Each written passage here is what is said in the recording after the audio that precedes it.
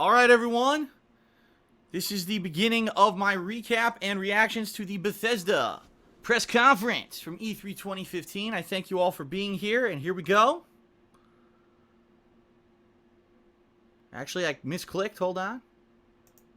That's what I wanted to click. Hello everyone, Darkside Phil here. And thanks for being here. This is literally only minutes after the conclusion of the E3 2015 Bethesda press conference. It just ended moments ago. I set up quickly, and we're going to talk here. We're going to go through about all the stuff that was talked about in the conference. So if you missed it, you're not going to have to watch it yourself. I'm going to quickly go through everything that happened in the conference, as well as give you my unique reactions and takes to everything that was said. And boy, was it a bombshell of a conference, let me tell you. So there's tons of insane gaming news you're going to want to hear coming out of Bethesda. And also a bunch of crap that you probably won't care about. But anyway, I want to say thank you, first of all, to people who submitted artwork for all my E3 coverage this week. Take a look. Dark Maggot made this border. Okay, we also have this one. This border was made by Amenrez. Amenrez, I'm not sure how to say his name. We're going to be alternating between the two during the course of this video. That artwork that you saw over here, that's not it, was made by Popsicolo, and there's also some more artwork that'll be coming up this week during my other coverage of all the other conferences. But this is my very first one, okay? This was the start of E3, and everyone was saying, we get the feeling there's going to be bombshells dropped this year, because Bethesda has never done their own press conference at E3 before. If they're going out of their way, right, to do one, big things are going to happen. And in fact, I got invited to the E3 press conference for Bethesda, and apparently lots of YouTubers and people who were known for doing game-related stuff got personal invites to the Bethesda press conference. Of course, I didn't go to E3 this year. I don't have the funds. I didn't, I wasn't planning on going at all. But pretty cool that it was such a cool thing, right? That this is the big game feel. You're like, this is the way to kick off E3. Let's do Bethesda's press conference. So, before let's just go right into it, right? Let's talk about what it was. As the press conference started, all of a sudden they panned to the audience, and you actually look down, and you could actually see all these lights in the audience. And my girlfriend actually said to me, what, are they got their cell phones out, or what are those, iWatches or something? And as you're looking more closely, you're like, wait a minute, no, those are Pip-Boys. Everyone in the audience had a Pip-Boy on their arm, so that was kind of like a foreboding to something that happened later on in the conference, which I will tell you about when we get to that, okay? But the conference actually opened up with none other than the new Doom. Now, it's weird to me because they didn't really give you a name for it. They basically called it like Doom, but not Doom 4, not the new Doom. They just called it Doom. So it kind of threw me for a loop, and I'm like, will this be in the main plot line of the other Dooms? Is it going to kind of be like the sequel to Doom 3, which was kind of a reboot in itself? Or is this more going to be just called Doom, and it's a reimagining of the series? I don't know. That was not really explained, okay?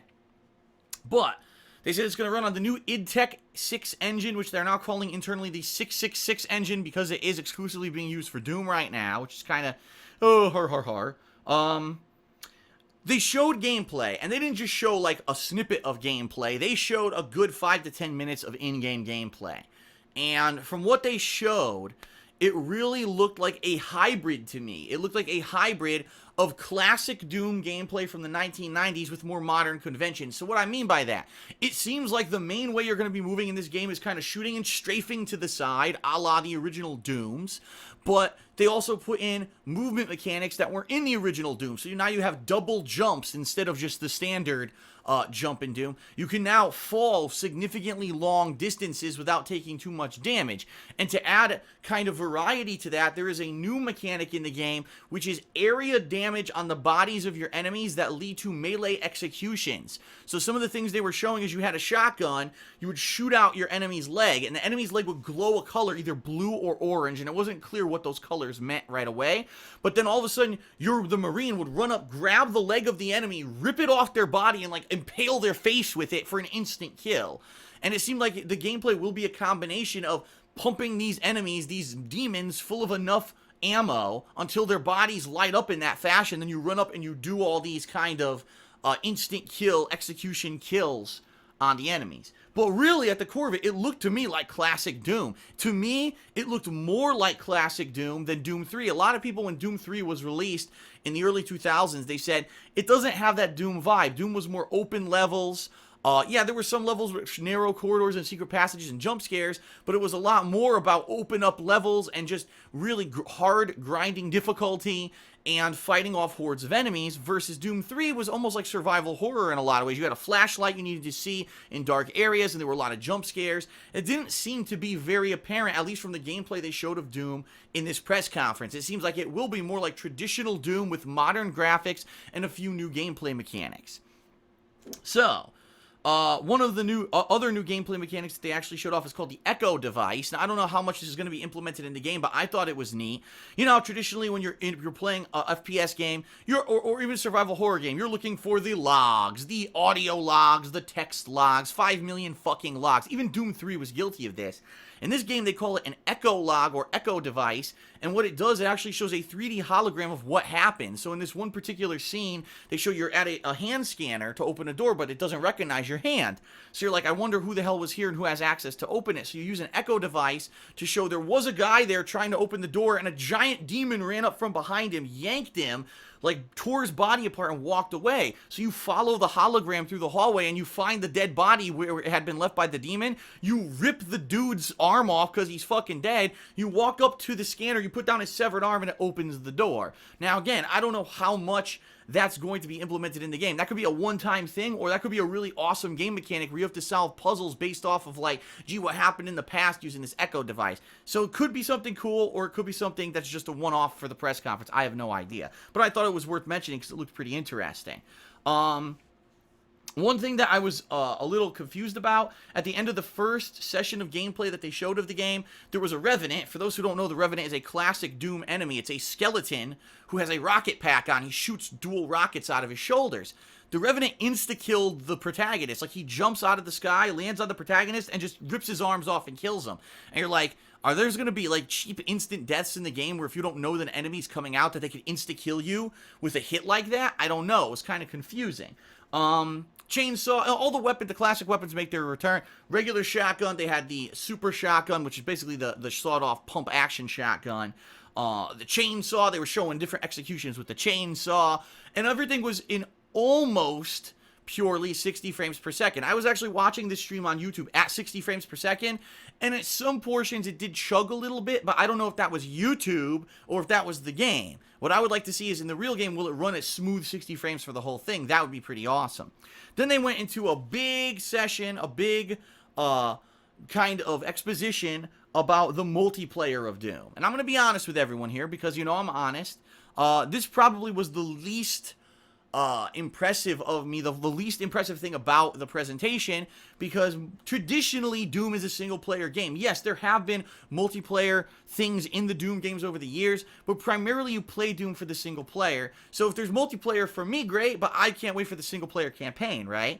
But they really focus, they're like, here it is, and they start showing it, and you're like, kind of looks like Quake. Anyone who played Quake 3 Arena or Quake 4, the multiplayer almost looks exactly the same. The only difference here is they actually showed someone playing as the Revenant. So apparently at some point you'll be able to play as the monsters, or at least maybe that's one of the game modes, is you get to play as the monsters. But it's not clear what the game modes are yet. But they did show there is going to be, you know, multi-leveled multiplayer, different game modes and stuff like that.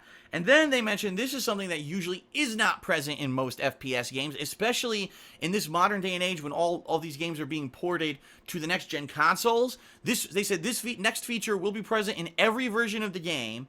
It's called Snap Map, and what this is an easy-to-do level creator, where you will be able to create your own levels, and they said it's intuitive. You don't need to have any experience with a level creator before. It's very easy to use and to learn how to make, and it's supposed to be made for fun. You make these crazy maps, and you have people jump into your map and play them, and it looked cool to me, at least. You know, I always know that when you buy one of these versions of the game on console, you usually get, like, the stripped-down version. That would be the one thing they would take out of the console version, right? They would remove the level creator, but in this case, they're saying we're really gearing towards making them all available for every version, and so you will have a level creator in the console versions as well. If that's true, great, right?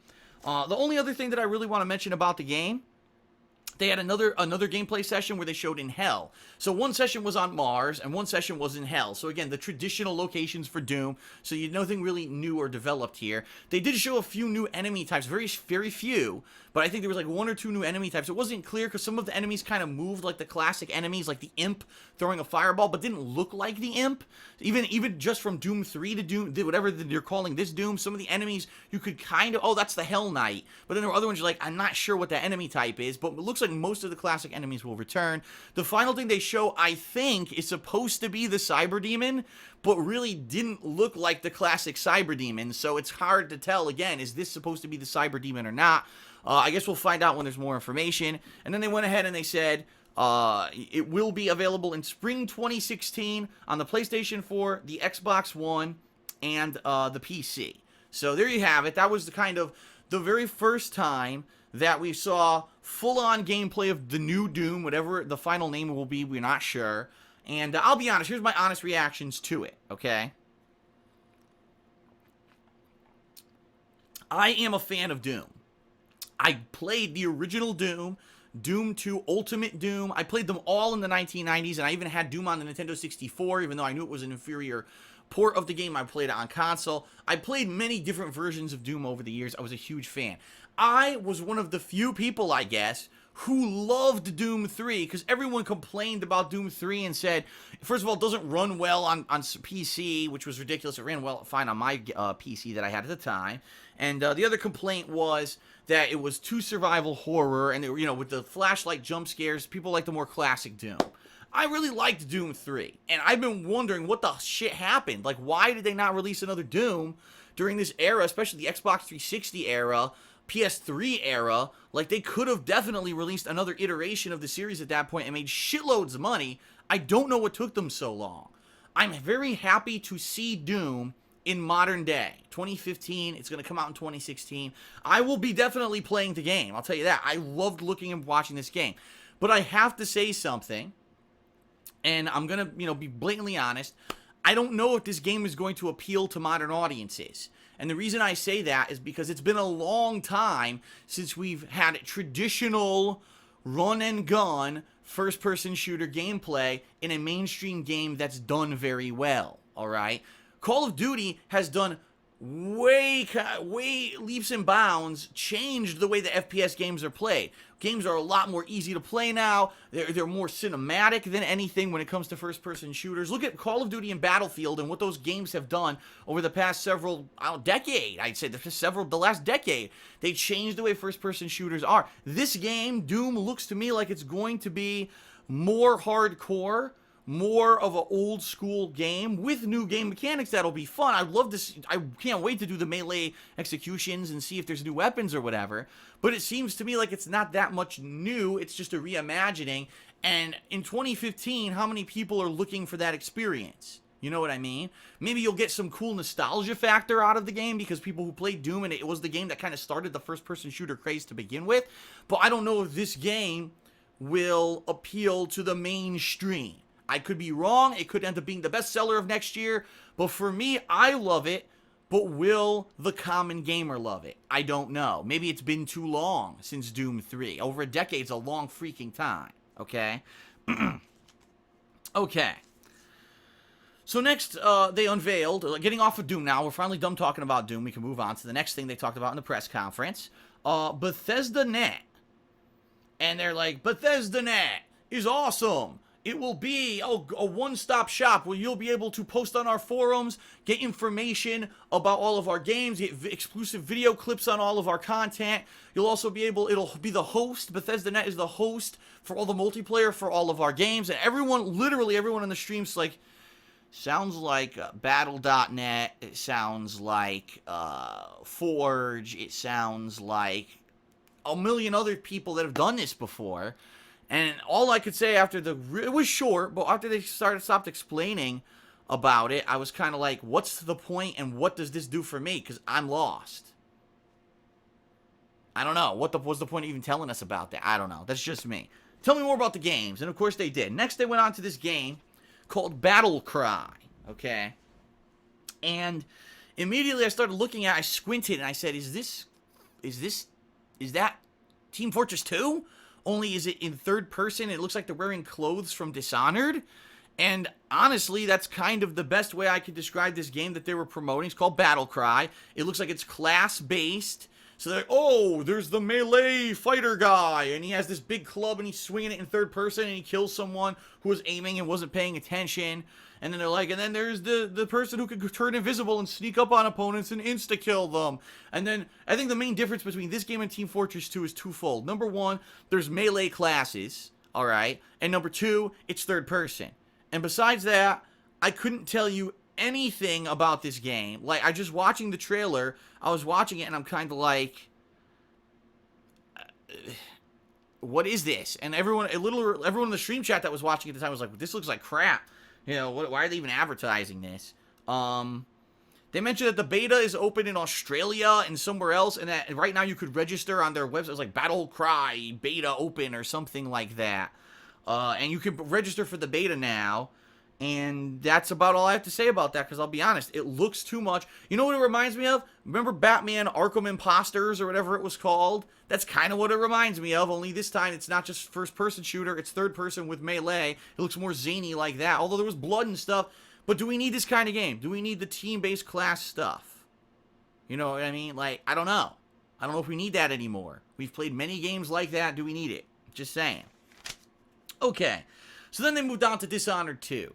And this was interesting to me because immediately they opened up and you could tell that the person who's the protagonist in this trailer, at least, that they're showing, it's not actual gameplay, you can tell it's a trailer, is not Corvo, who was the protagonist of Dishonored 1. So immediately I'm like, okay, it's not a direct sequel, or if it is, it's going to be a continuation, but it won't star the same people, which is kind of interesting to me.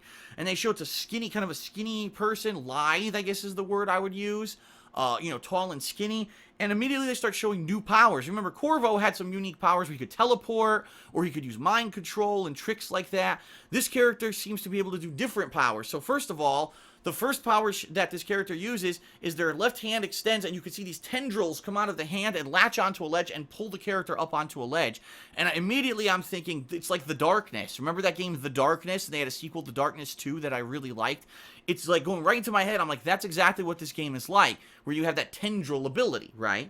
But then they start showing other abilities where the character can freeze time. And I'm like, that's unique too. That's interesting. First-person shooter, completely freeze time, do some things, move out of the way maybe of the enemy, and then be able to when the ability runs out, to re-engage in first-person combat.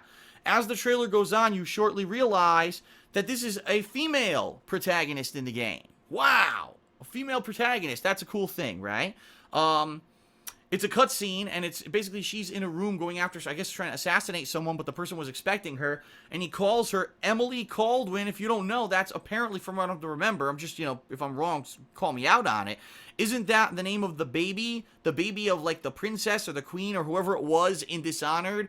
I mean, it's been a long time since I played the game, but I'm pretty sure that was the baby that Corvo saved, and I guess she's all grown up now, and now she's the assassin, right? She's the person.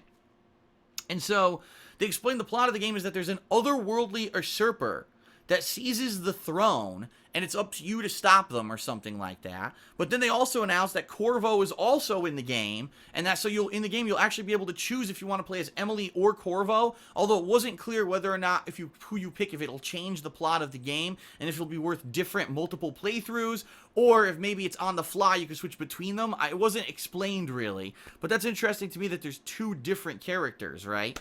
So that looked good, and then they announced, we have no release timing for you yet. We're still working on it, but that will be also on PC, Xbox One, and PS4. So basically, the gist of kind of the Bethesda conference is, sorry guys, but we're done. We're absolutely done with last gen. No more Xbox 360, no more PS3. We want to work with the latest hardware. Sorry if you stuck with those old consoles, but we're on to the new. That was kind of the gist of this conference, to me at least, is like, you got to move on to the new if you want to play our new games.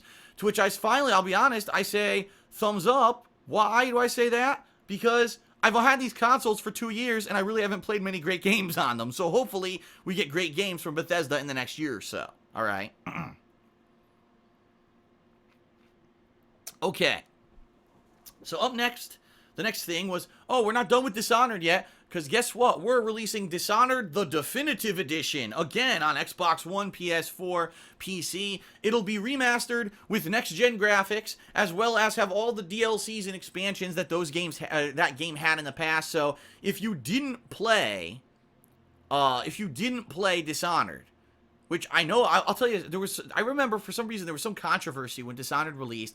There was some reason not to play it. I played it and I loved the game. But it was kind of mixed reviews, so people didn't like the game. If you didn't play Dishonored, play the Definitive Edition. That game's fucking awesome. Like, really, Dishonored 1 was great. But at the same time, I'm kind of like, you know, because are they going to really take every single major game from last gen and now do a definitive edition? Is that really needed? Let's keep raking in cash on the games we already fucking released. At least they're working on 2. At the same time, I'm a little disappointed that, again, another rehash to make extra money. I myself will not be playing Dishonored. I just played it, you know, a couple years ago. I have no desire to go back and replay the whole game again. So, okay. Then they did a whole presentation on Elder Scrolls Online. They're like, thank you for, this was so funny. I gotta say this. It was so funny because basically the guy comes on the screen. I guess he was one of the head of the team for Elder Scrolls Online. I wasn't even paying attention because no one likes Elder Scrolls Online. Everyone, if you ask gamers across the board, they will say that is a disappointing game. That is a game that had potential and they basically blew it. It's like Skyrim light with way less good things about it, had a horrible launch on PC, and no one really cares about the game. It was just released for next-gen consoles. I asked people if they wanted to see me play it. Most people said, fuck no, don't waste your time on that piece of shit, so I didn't. So they do this, and they show the guy, he's like, sorry I couldn't be at E3, and I'm like, so you couldn't even bother to be at E3 to promote your game? So he's there, he's like, sorry I couldn't be here, but here's some footage of our next thing that's coming out in Elder Scrolls Online. And everyone's like, what is this? Get the shit off the screen, man. Get this out of here. So that was funny. There's the best way to describe Elder Scrolls Online, and this is my take, you could be completely wrong. I mean, you could not be completely wrong. You could completely disagree with me is what I meant to say. I think Elder Scrolls Online was a case where someone in Bethesda, some higher up, thought, oh, we got to jump on that MMO bandwagon, and we've got something good with the Elder Scrolls universe, so we got to jump on the bandwagon and make our free money like everyone else has. And they were like, all right, we'll do it, but we're not sure if you can really implement it that well. And no, we're going to do it anyway. I'm the higher up, and I think we should do this because it sounds like we can make a lot of money on it. And all right, if you say so, boss. And they just ripped stuff out of Skyrim. They mishmashed it into a game, right? They sunk tons of money and development time into it. The game came out. It's a piece of shit. No one wants to play it. They're like, well, we got to pretend like it's worth it because we sunk a ton of money into it. So then they poured it to the next-gen consoles. It's still a piece of shit. And it's like, they're going to keep promoting it. Even though no one was there and no one tonight cared about Elder Scrolls Online, we had to hear about it because they threw so much money into it, we had to just suffer through it. Alright. Next. Talking about shameless cash-ins with the Elder Scrolls license, right? Guess what's coming out soon? Elder Scrolls Legends, the new mobile card game. To which I said, why don't they just call it Elder Scrolls, Hearthstone, Hammercraft, you know, every fucking card game that came out of every fantasy franchise over the past couple of years because they all cashed in on this fad of card games, mobile card games. Every company's doing it, and yes, Bethesda is not immune. They're going to do it with Elder Scrolls. I will not be playing it, and I don't think anyone should bother with it. It's a piece of crap. All right. So now, finally, after all that fluff, right, finally we're going to get to the definitive main event of the night. This is what, and now, because we're doing that, I'm going to switch over to my other template. There we go. The definitive event of the night. This is the night, I think everything's been waiting, everyone's waiting, wanted to hear from this. What was this going to be? Let's hear about Fallout 4. Yes, finally we're going to have it. And so they have the guy who's the head of the Bethesda Game Studios, the studio that made Oblivion, Skyrim, and Fallout 3, and he's the head of Fallout 4. He comes out, and he's like a rock star, right? Everyone's like, yeah, motherfucker, yeah, rock, roll, fucking heavy metal, do Fallout 4, motherfuckers. So he comes out, and he's making these jokes, and he's making, you know, all these jokes and stuff, and everyone's just falling, because they know at this point, he's got you. You waited all night, you waited almost an hour for this, you know it's coming, you know Fallout 4 is gonna rock your fucking socks off, and you don't care if this guy fucking says some of the most inflammatory shit you've ever heard. He'd come out and say, gamers are fags, fuck you, and you wouldn't care, because Fallout 4 news is coming. So here it comes, right? So alright, first of all, I want to tell you about the attention to detail that we put into this game. Everything in this game is going to be incredibly detailed, and he even shows some, like, pictures of, like, things that would typically be, like, a pixely texture in the background, right? He goes, no, in our game, these things are fucking great. Like, they're going to be super detailed. You'll walk up and you'll see every button looks real and everything. And they start showing this and you're like, well, that's pretty cool. That's pretty freaking cool that they put that attention to detail into the game. So then they show all this production art, this concept art. You're like, get this shit off the screen. No one wants to see this fucking concept fucking bullshit. Show us the goddamn game, right? But of course, he's got us by the balls, so we know we have to wait. Then he says, it is confirmed that Fallout 4 starts before the bombs. And they all of a sudden jump you into the intro of Fallout 4. You are either a male or female. You could be whoever you want. You could be male or female in the game, which is awesome, right? You create your own character at the beginning of the game in a mirror, and they show our engine this time around is way different than last time. Instead of those bad templates that we had last time that kind of looked real hideous no matter what you did, now you can pull and form your face. And the first thing I'm thinking is, that's kind of what they did with Sims 3. Like, Sims 4, excuse me. That's kind of the same exact thing that they did with Sims 4 a couple months to, late last year in Sims 4 when it was released on PC. It's this intuitive engine where instead of using these slider bars, you're pulling and manipulating your face shape, which is pretty cool. So they go through these different ways that you can make your characters or whatever. And then they go, all right, so once that's done, now the game starts, and it's all before the war. A doorbell rings, you go to the front door, there's a salesman, he's like, hey, buddy, you want to join the vaults? You gotta sign up. And he goes to sign you up, and immediately, here's your stats, your beginner stats, and they show, they pick the stats quickly, and then they start showing the differences immediately between Fallout 4 and Fallout 3. You can play this game in pure first person, just like Fallout 3, where the character will look right at you, and you have dialogue options in front of you, or you could play it in third person, which I'd say is more like almost like Mass Effect, where you'll see the guy and it'll cut back to you and it'll show your whole body and you have the choice of dialogue options a la Mass Effect. And I like that because that gives you basically a lot more flexibility with the game. And in fact, they kind of made it an emphasis during the presentation. You can play Fallout 4 in third person and it doesn't look like shit. We know Fallout 3 looked like shit. The character animation was wonky and terrible, and they play, when they're doing the gameplay demos, they're showing the third-person mode is good too, so this is kind of play however you want, okay? In addition, a huge change. Yes, it is confirmed the protagonist, whether you choose a male or a female, has full dialogue options. You are voice acted. It's not just the silent protagonist anymore, so that's kind of neat. In addition, they recorded over 1,000 common names for the game. So in the game, when people are saying name, they'll actually say your name as long as you don't have a name like Hakuga Malajawan or something. That's so insanely long, it's not a common name. But 1,000 of the most common names were recorded to be used in the game. That's kind of cool. I'm hoping there's a fill in there, or else I'm going to have to make something like Dick Lightning or Dick Justice or something stupid like that. Hey, Dick, how you doing? All right, so they say that. Then they show you, basically, the bombs are falling. Oh, God. You go inside of Vault 111. Everyone knows it's kind of Vault 111 at this point.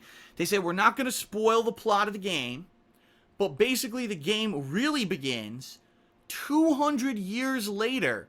When Vault 111 opens, you're the sole survivor, and you don't even realize 200 years have passed. So you come out of this vault thinking, I don't even know how long I've been out, and the whole world's destroyed. How cool is that? I mean, that's weird, that's wild, it's a kind of a what-if scenario. How the hell did you sleep for 200 years, not realize it, come out like it was the day when the bombs dropped, So I guess we'll have to see. Alright, so then they start showing a few different things. First thing, you ran into a dog. Oh, and everyone's flipping out. It's dog meat! It's dog meat! It's not dog meat. It's no way it's dog meat. If this game probably doesn't even take place at the same time as Fallout 3. It seems like this may take place in the future, okay? And the dog, the cool thing about the dog is, yes, it is a companion, but also the dog can be controlled and you can give it commands now. Previously, the dog was just there to walk with you and kind of attack things that attacked you, right? Now the dog has a purpose. There's a room, you can send it in to look for items while maybe you're fighting enemies on the outside, so the dog's not wasting time. Maybe there's going to be hard to reach items you can't reach, but the dog can. So you command the dog around. That seems pretty neat. The combat, they showed the combat in the game. Okay? And the combat really that they showed as active combat, not just a trailer, but active combat out of a montage, was you were fighting mole rats. oh my god, does the combat look better? In Fallout 3, everyone will agree. The combat in Fallout 3 and Fallout New Vegas was clunky. It was like everyone had to stick up their ass, right? Everyone was on a wireframe, had to stick up their ass. It was like Mr. Roboto fighting a bunch of robot enemies. That's almost what the game felt like in a lot of ways. Not a lot of stuff was fluid. You could tell it was all based off of, you know, restrictions and hitboxes and hinges. The game looks freaking really sweet, okay? It looks, to me, like they've refined the engine to the point where now everything's fluid, it looks free-flowing.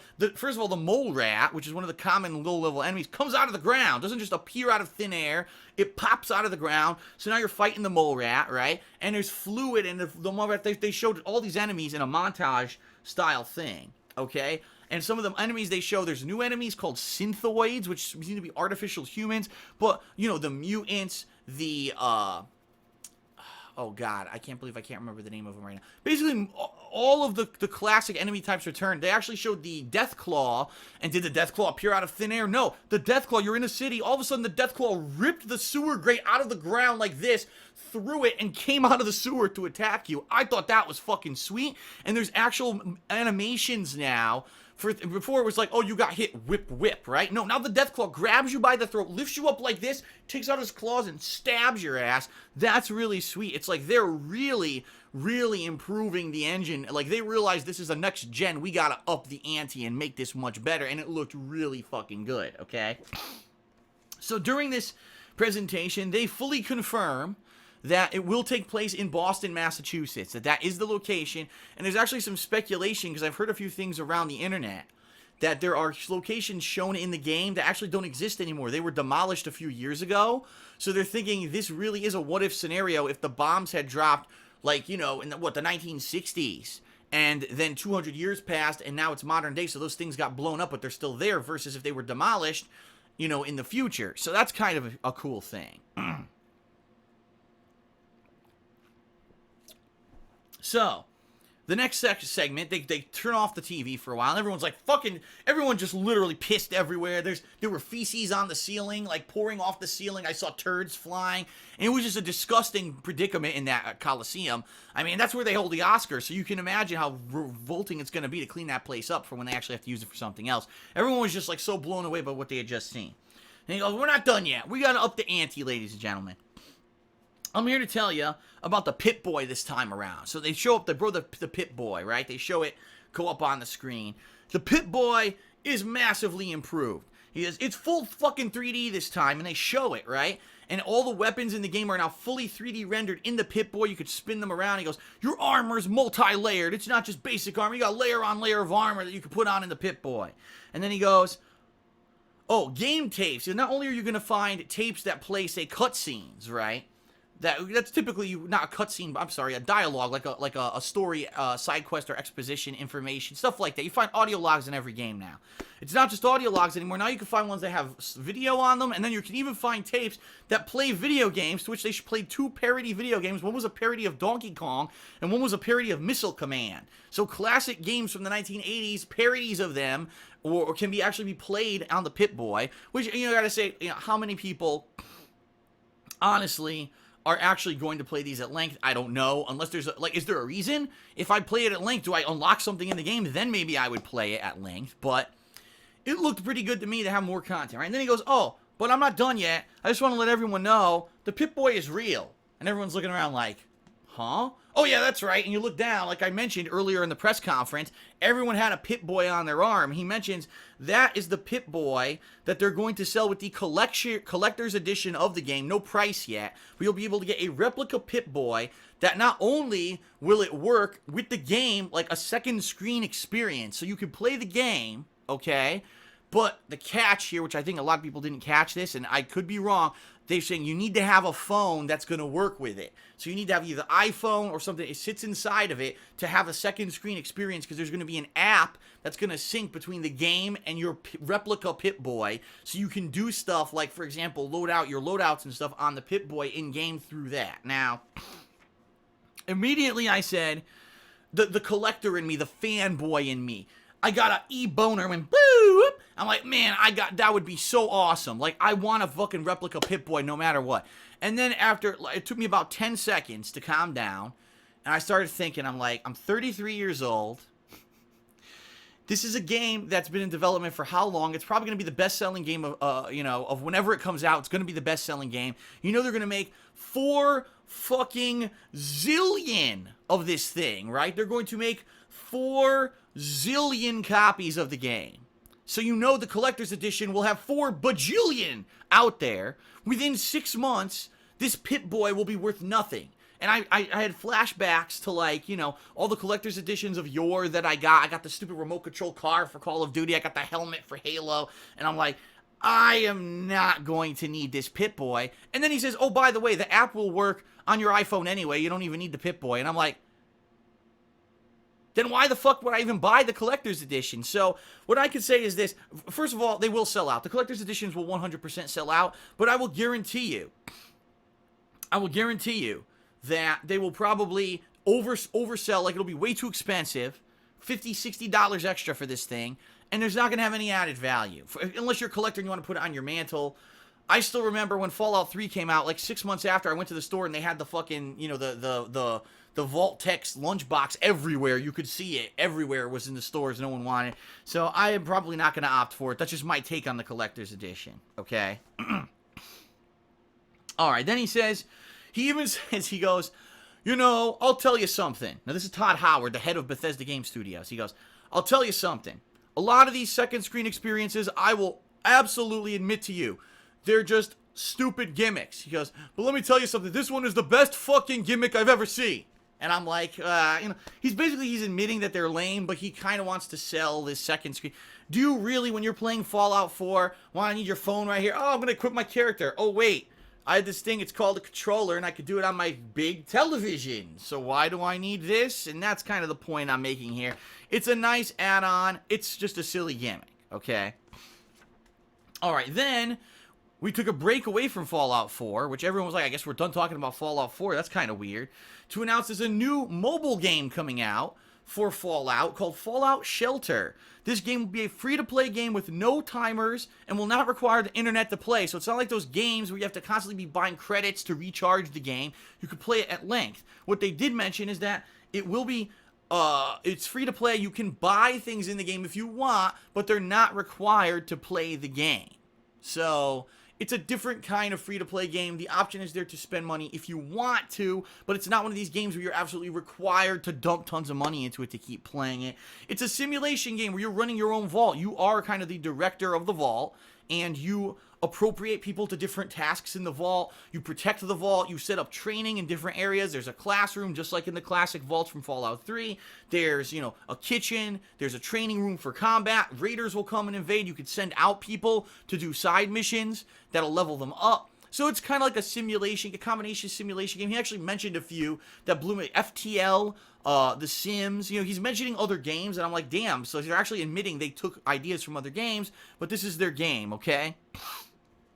So he says it's available. It is going to be available eventually on everything. You know, Android, Apple, everything. But right now, it's going to be available on Apple. Now, some people in the stream chat have actually been saying to me that they've downloaded it already. It's live. And the conference ended not even an hour ago. So apparently it went live like instantaneously. Other people are saying they've been trying to get it and they can't get it on their iPhones. So I guess it's regionally throughout the, you know, the planet Earth. It'll unlock whenever they get it up. I might or might not check it out.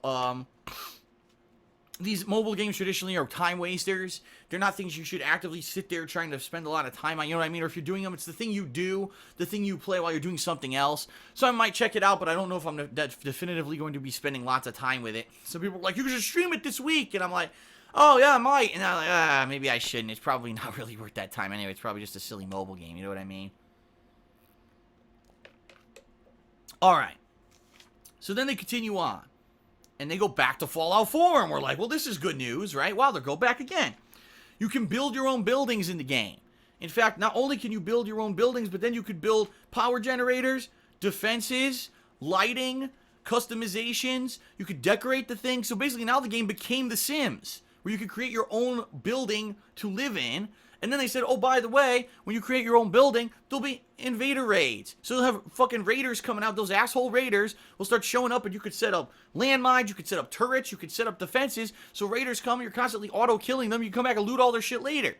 In addition to that, you can actually go ahead and you can actually do Brahmin caravans between places. So you can run a caravan from your house to another house if you need supplies evenly distributed between different places in the world. And all this is sounding great. And I'm like, this is like really revolutionary stuff that was never in there. Then they say, oh, by the way, all items in the game now have a purpose. Remember in Fallout 3 and Fallout New Vegas where you could pick up 5 million pieces of crap and they had no use besides selling them for like a fraction of a bottle cap? Now everything has a purpose because every item is for crafting.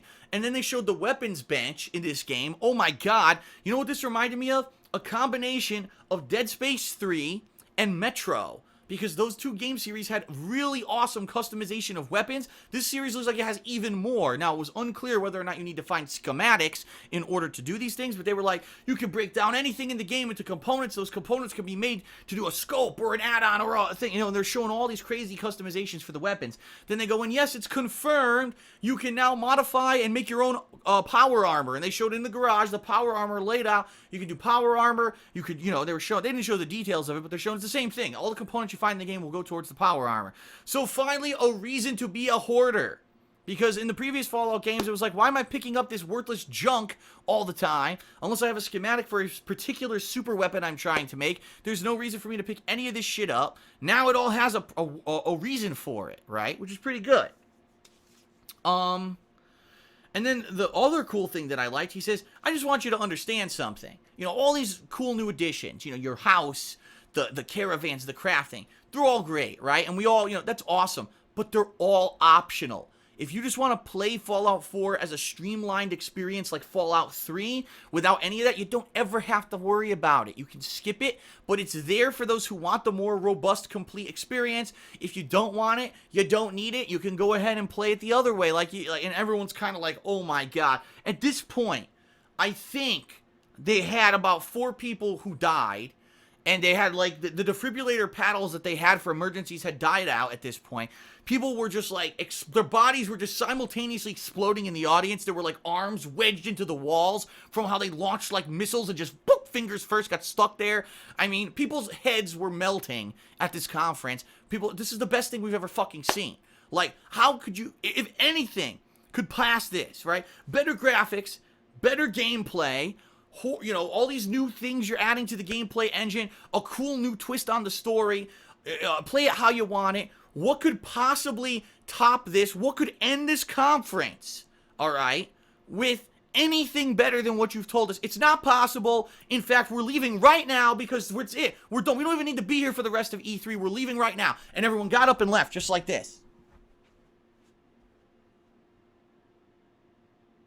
But then he said, wait, no, Todd Howard said, wait, it's not over. He says, sit back down and strap your seat buckles in. Oh, shit, this is an arena. This isn't like a car. There's no seat buckle. So you're not going to be, you cannot prepare yourself for what's next, all right? So say your final prayers, call your relatives, because you're going to fucking pass away and you're going to see your maker in a second when I tell you what's next. So everyone's like, oh, fuck. You see the reporters like, oh, fuck, they're getting their pens ready or whatever the fuck they're doing with their little gadgets, right? No, that's right, we don't use pens anymore. We gotta fucking send this immediately to make my article, and they're tweeting and shit, and they're doing all this stuff. And he goes, before that, let's show one more montage. So he does. He shows another montage. And the montage is now showing power armor. You can install jetpacks in the power armor, and the power armor is going shh. And then it shows you can actually summon in vehicles. So it shows he throws a smoke grenade and a fucking, oh god, the Enclave helicarrier fucking comes in, and you go inside the helicarrier, you jump on a chain gun, you're like, oh my god, I feel like I'm playing Call of Duty with Fallout now. And he's showing all this crazy shit, and he was like, we're gonna die. And he jumps up on screen, he rips his fucking pants off, he's completely naked, and he says, the game comes out November 10th, 2015, bitches! And then that was it. I mean, it was saying the feed died immediately because there were so many deaths in the auditorium that it was too graphic at that point. They had to cut it off. And that was the end of the conference. Let me tell you, what a conference that not only are you going to present probably one of the best presentations ever at E3, saying this is one of the most improved engines, right? This is one of the best things we've ever made in our studio, but it's coming out this year. And that was like just the icing on the cake. So And then, of course, the truth is, at the very end of the conference, they didn't know, no one died, there was no nudity or anything. He said, oh, by the way, here's some free figurines for people who are here, and they show the dumbest thing. They look like amiibos. It's a monster from Doom, it's, what's her, Emily from Dishonored 2, and it's, you know, a guy from Fallout. Oh, you're getting these free figurines for being here in person at E3. And everyone's going, yes! Everyone literally in the arena, yes, fucking figurines! Oh, I love amiibo so much, fucking free figurines! And of course, you'll see these on eBay for like $4,000 tomorrow, some stupid shit. But that was the end of the conference. So, what do I think about Fallout 4? I mean, it's very hard, just from what they presented, it's very hard to nitpick because they presented so much in this conference about Fallout 4. All right. The game looks gorgeous. The question is, will it be gorgeous on every platform?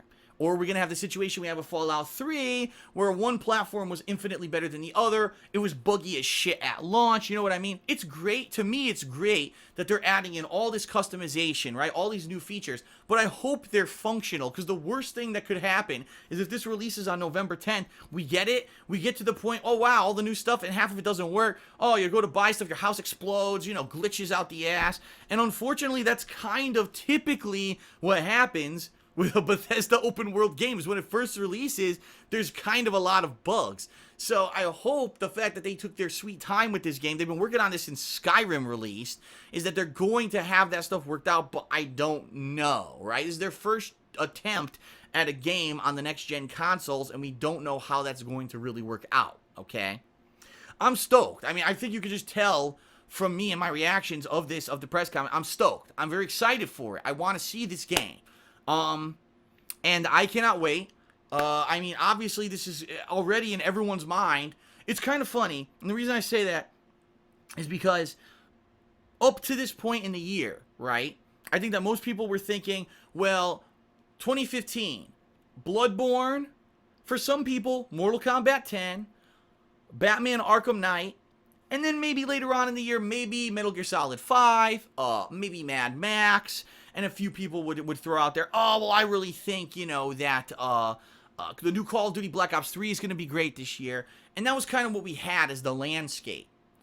I guarantee you, overnight, tomorrow, all you're going to hear is Fallout 4, Fallout 4, Fallout 4, Fallout 4, Fallout 4 for November, November 10th, November 10th, and that's all you're going to hear. Because this game is that fucking hyped. Like, we've been waiting that long for it. And I'm hoping, with all fingers, legs, toes, dick, everything crossed. I don't know how you cross your dick. I don't have two. Crossing everything, they don't blow it. That the game actually turns out as good as it looks. Because if it's as good as Fallout 3 was, we haven't had a game, in my opinion, on that fucking level in a long time. We've had some good games over the past couple of years, don't get me wrong. But I really feel we need this year into next year to be like the gaming renaissance. We had this year of gaming renaissance on the Xbox 360 and PS3, and it was about 2 years after the launch of the consoles. We're now about 2 years after the launch of the Xbox One and the PS4, and we really need that again, right? And I'm hoping that Fallout 4 is the game that fucking does it again, that reinvigorates gaming. We could stop saying, oh, I'm so bored, every game's so mediocre. We could say, wow, I'm really fucking pumped. And we could come out and get some AAA titles that are worth a shit. Not a fucking 8-hour cutscene, or a fucking $60 multiplayer game with 3 fucking maps, or a game that already has a $45 season pass before the fucking game's even released in stores. How about we get quality games out there again to get the consumer confidence back into buying video games instead of being so goddamn cynical about everything that we criticize the fuck out of everything before it's released. I'll be honest, I'm guilty of it. I criticize the fuck out of everything now because I've been burned too many times over the past couple of years. Can Fallout 4 turn that around? That's the question that I kind of leave you all with here tonight, okay? Now, I'll end it on a personal note, because this will only be a personal note that only affects me. So if you're a fan of mine, a viewer of mine, this is only affecting me. It will not affect any of you, more than likely, unless you're like a super rare exception. The game's coming out November 10th, 2015. Now, that's without if there's no delays, right? You know what I mean? If there's no delays. There may be delays. There's always potential. Oh, it's not ready. It gets delayed to a couple weeks. It gets delayed till December. It gets delayed till 2016. We don't know. Right now, the tentative date is November 10th, 2015. and I'm going to say this even though it's really not, unfortunately, that's bad timing for me. Because Leanna's brother, my girlfriend's brother, is getting married on November 14th in Pennsylvania, which means around November 12th or 13th, we have to fly across the country to the East Coast to attend this wedding, and I haven't really met some of her family members, so they want to spend a day or two with us while we're out there, which means probably starting November 12th or 13th, I'm gone for like 3 to 4, if not 5 days before I can play this game again. So what I'm going to have to do, and I've already had the discussion with her about it. I said, what we're going to have to do, listen, it's my work.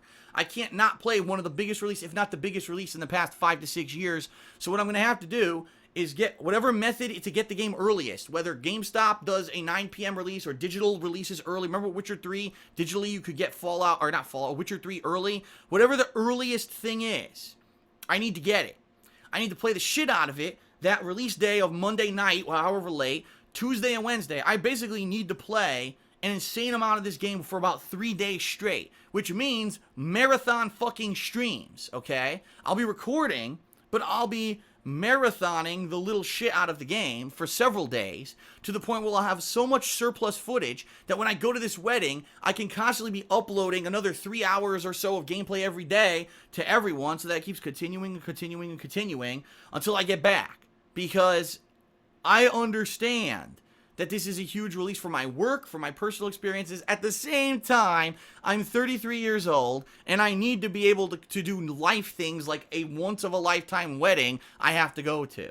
So that's kind of the thing that happens, you know, with real life. I will still play the game at launch. I will play the hell out of the game before I go to the wedding. I will have videos that will go live while I'm at the wedding, and then when I return from the wedding, I will continue to play the living shit out of Fallout 4. But everyone will just have to kind of be understanding of that, and it is what it is, you know. And it is, I mean, immediately I was like, of course, right? Any fucking day of the year this game could have come out. It has to come out the week of the wedding that I can't be here, but I will do my best to cover this game for everyone. Everyone says if it's not Heavy Rain, Fallout 3 is the best playthrough I've ever done. Even though there was silly shit in it, that was before I even had a widescreen camera, and my footage of it looked like crap. I played the shit out of the game. I loved it. I was drunk half the time. It was a great, crazy playthrough. Some people have already said, for a patron event, could you play the game drunk and do fun stuff drunk that's not your main playthrough? Maybe you could do a separate save file. And I'm considering doing all this stuff with Fallout 4. Okay? And that's just my personal experience. I'm happy that the game's coming out. I'm super happy it's coming out this year. I'm a little upset and peeved at the timing, but that's life. But it's better that it comes out and I play it when I have the chance than it doesn't come out this year and we all have to wait, right? So that is my coverage of the Bethesda very first E3 2015 press conference. I've covered everything they talked about. I hope that you enjoyed it. And I will be covering the other press conferences of E3 2015 the same way I covered this one, in a video and a stream. I hope that you'll check that content out, whether you're watching this live, on stream at night, on Sunday night, or if you're watching this on demand on DSPGaming. Thank you very much for tuning into my coverage. There's more coming shortly, and I will see you for Fallout 4 come November. That is it, everyone. Peace out. Enjoy. I'll see you in November for Fallout 4. Let's fucking do this Vault-Tec style.